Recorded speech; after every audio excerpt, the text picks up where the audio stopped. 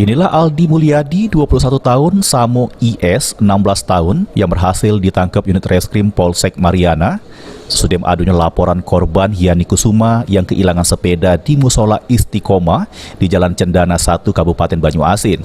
Dua sekawan tersebut ditangkap di kediaman masing-masing di Desa Sungai Rebu, Kecamatan Banyuasin 1. Pas dimintai keterangan, Aldi mengungkap kalau sudah lama mereka ngincar sepeda tersebut yang diparkir pemiliknya pas lagi beribadah di musola. Rencananya, duit hasil jaju ke sepeda digunakan untuk kebutuhan sehari-hari. Sepeda. Paling sepeda, berapa kali? Sekali ini lah. Sekali. Itu sepeda di mana kita ngambil? Di Mariana, Cantor Kamat. Berapa lama kita ngawasi sepeda? Baru 1 hari. Sehari. Memang sering parkir di sana sepeda? Iya Pak, dia sholat. Sholat. Jadi mau lagi sholat kita ambil sepeda? Iya Pak. Pakai apa kita ngangkut? Pakai sepeda motor.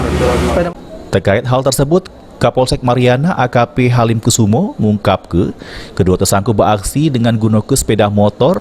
Sesudah berhasil ngembek sepeda, korban yang terparkir langsung digawa pakai sepeda motor.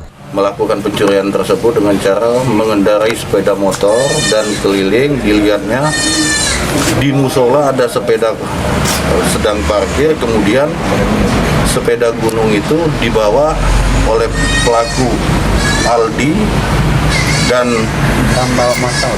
saudara Indra ini membawa motor, jadi digendeng.